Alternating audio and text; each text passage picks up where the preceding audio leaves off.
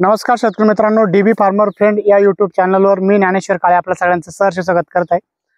आज पुन्हा एकदा आपण अंदाजपर व्हिडिओ बनवणार आहोत। भरपूरशा शेतकऱ्यांचे मेसेज होते, फोन होते आणि चर्चा होती की रमजानमुळे भाव कमी होतील का जादा होतील।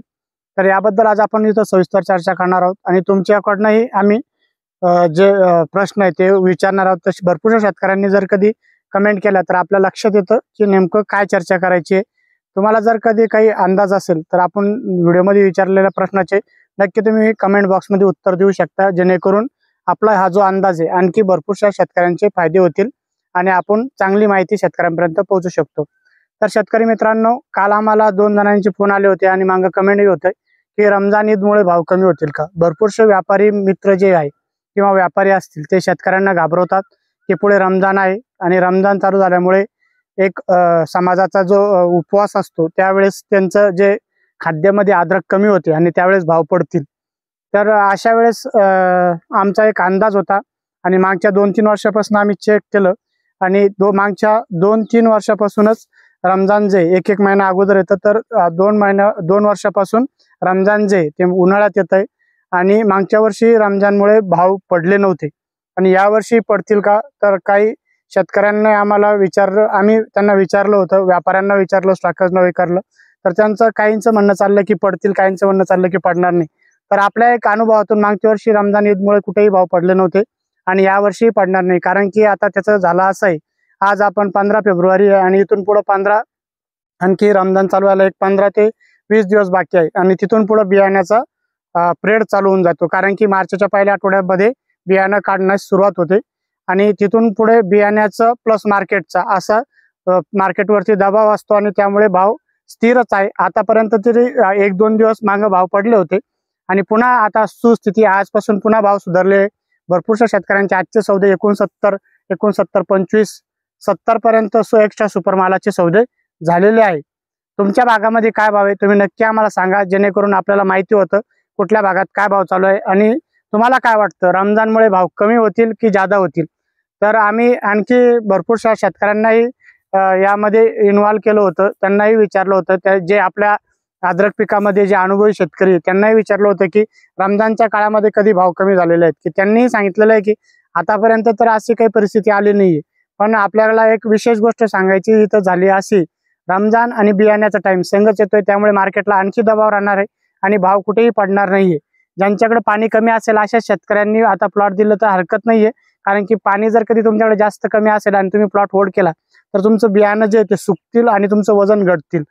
तर ज्या शेतकऱ्यांकडे पाणी मुबलक असेल तर अशा शेतकऱ्यांनी ठेवायला काही हरकत नाही, कारण की बियाण्याच्या टायमाला नक्कीच 500 ते 1000, 1500 पर्यंत भाव वाढून असतात, दरवर्षी वाढून असतात।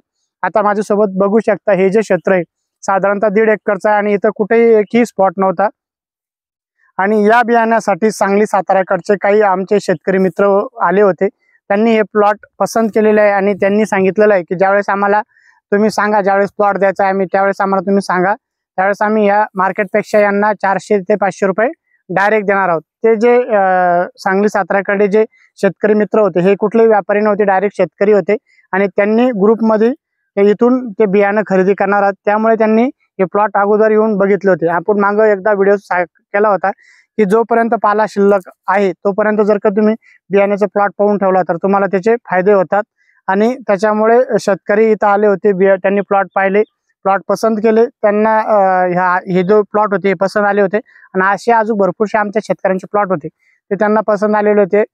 त्यामुळे मार्चच्या पहिल्या आठवड्यापासून ते मार्च संपेपर्यंत बियाण्याचा पिरियड चालू असतो आणि यावर्षी बियाण्याला डिमांड आपल्याकडचं खूप जास्त आहे आणि मार्केटला एवढा दबाव असतानाही भाव टिकून आहे आणि पुढेही याच्यातले काही शेतकरी जे मित्र आहेत त्यांना पाणी आहे असे लोक खोडवा ठेवणार आहे आणि त्याच्यामुळे जे भाव आहे हे वाढण्याचे अंदाज जास्तीच आहे। हा जो शेतकरी मित्रांनो आम्ही एक अंदाज देतोय, यामध्ये एक भाव मागे पुढे होऊ शकता, पण एक तुमच्या माहितीच तो म्हणून आपण एक व्हिडिओ बनवत असतो।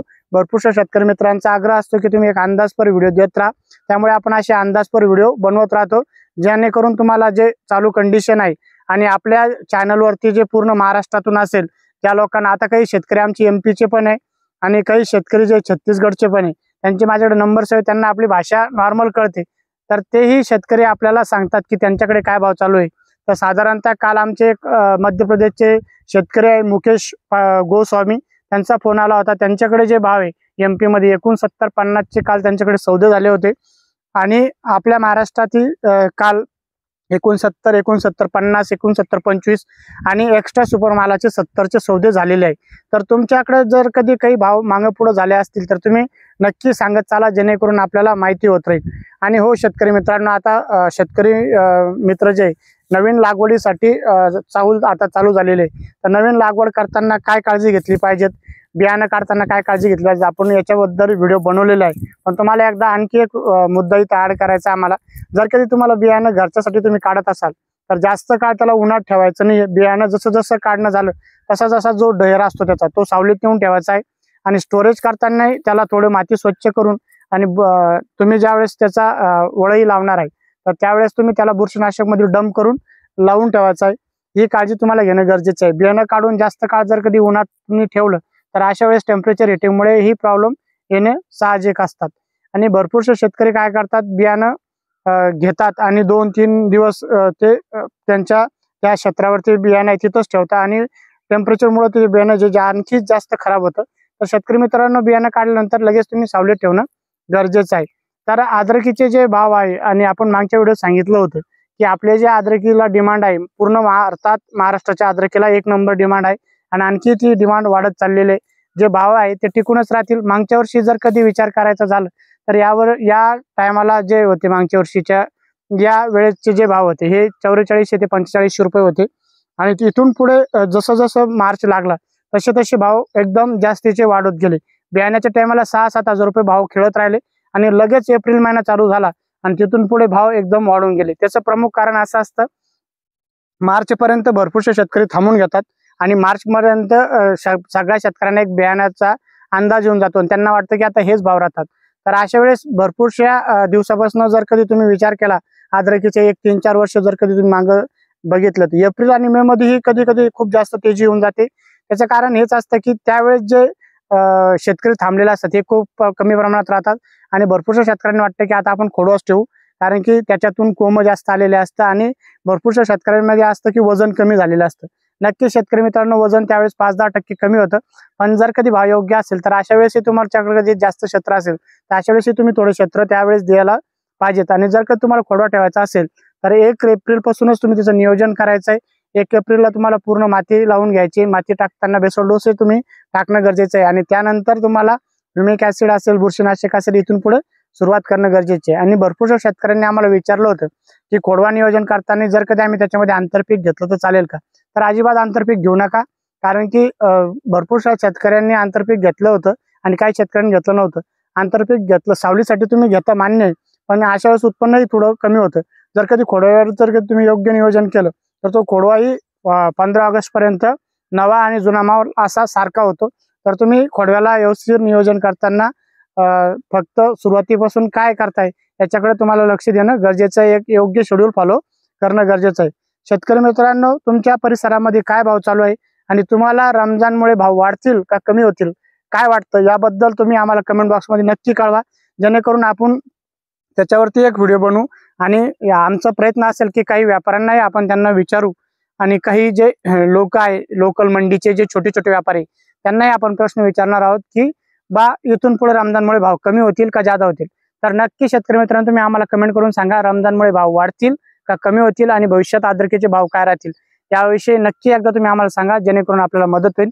शेतकरी मित्रांनो, तुम्हाला जर कधी हा व्हिडिओ आवडला असेल आणि कुठल्या विषयावरती आपल्याला व्हिडिओ बनवायचा तर नक्की एकदा तुम्ही कमेंट बॉक्समध्ये सांगा, जेणेकरून आपण पुढील व्हिडिओ त्या विषयावरती बनवण्याचा प्रामाणिक प्रयत्न करू आणि जी माहिती आहे ती अंदाजपर माहिती तुम्हाला देण्याचा प्रयत्न करू.